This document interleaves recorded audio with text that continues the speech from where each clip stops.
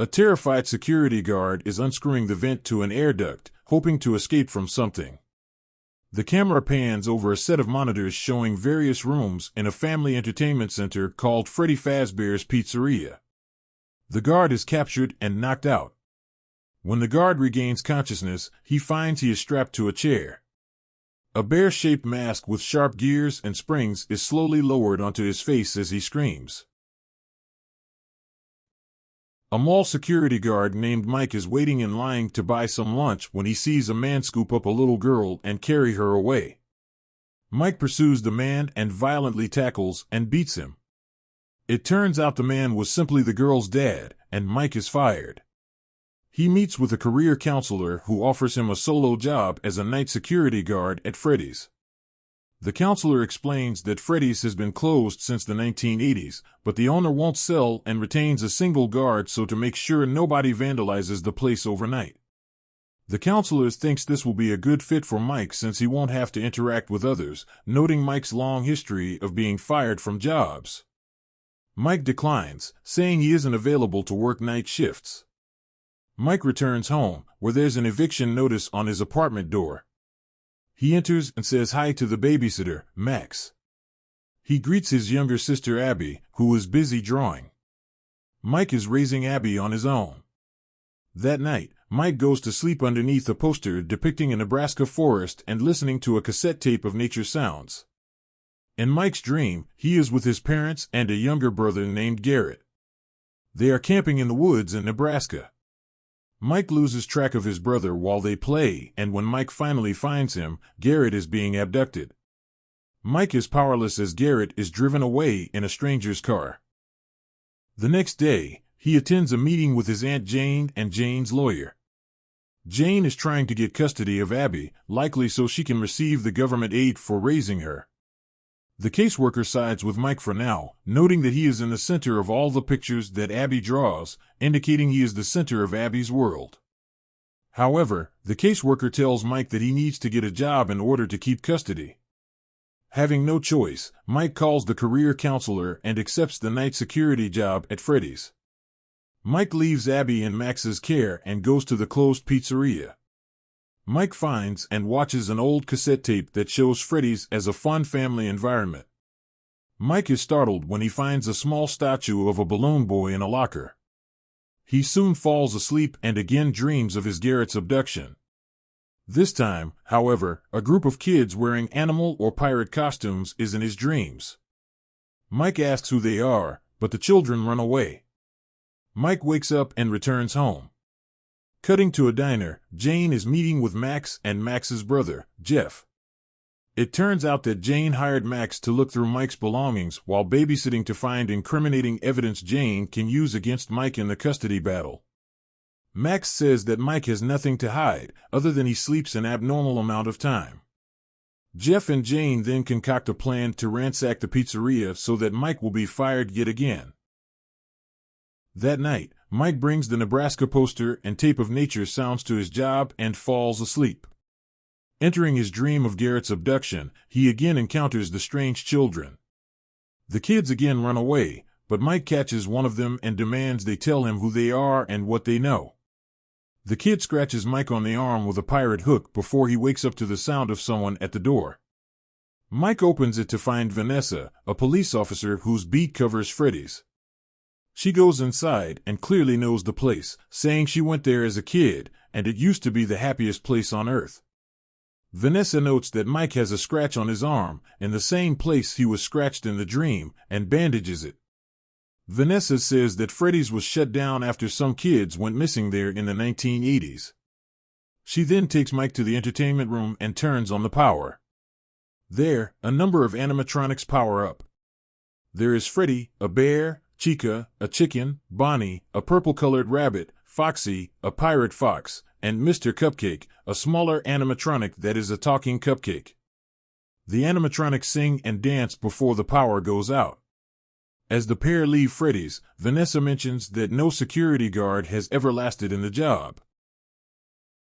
After the duo leave for the day, Max, Jeff, and two of their friends break in. They begin stealing valuables and messing the place up. The animatronics awaken and begin moving off the stage. One of the friends finds Chica and Mr. Cupcake. Chica throws Mr. Cupcake at him, and it eats his face off. The other friend is stalked and eventually killed by Bonnie when the animatronic smashes his head repeatedly into a door. Mr. Cupcake and Foxy catch Jeff, and he's later seen dead in a room with spare parts. Max sees a child running through the pizzeria. She follows the child into a room where she sees the Freddy animatronic. The child's voice calls out from inside the animatronic, and Max walks over to get a better look. Freddy then comes to life and chomps Max in half. The next day, Vanessa stops by Mike's house and meets Abby. She tells Mike about the break-in and claims he left the doors unlocked. She then hands Mike a bottle of his sleeping pills she found there and asks why he has them. Mike confides that he's still racked with guilt over Garrett's abduction. His parents died soon thereafter, leaving him to take care of Abby. He's been purposefully forcing himself to dream about the abduction in hopes that he'll remember some clue that will lead him to find the abductor. He explains that by falling asleep looking at the Nebraska poster and listening to nature sounds he saw and heard at the time of the incident, he is able to force himself to dream of the abduction. Furthermore, he says his dreams have never been as vivid as when he's been sleeping at the pizzeria. Since Max is not around, having been killed, Mike is forced to bring Abby to Freddy's. After putting Abby to sleep in a small pillow fort, cleaning up the damage caused by the break-in, and getting scared once again by the balloon boy statue, Mike goes to sleep. Abby wakes up before him and begins wandering the pizzeria. In Mike's dreams, he asks the kids if they are the ones who were abducted in the 1980s. They confirm that they are. When he asks who abducted them, they point to a drawing of a rabbit they made in the dirt. Mike is then awoken by his sister's screams. He runs to find her surrounded by the animatronics. But they aren't attacking Abby, they are tickling her. The animatronics clearly like Abby, and she gives them hugs and pictures she made. On the way home, Abby says that the animatronics are inhabited by ghosts, and the ghosts are causing the animatronics to move. The next night, Mike and Abby return to find Vanessa already there. It becomes clear that Vanessa knows the animatronics are sentient. The humans and animatronics play games.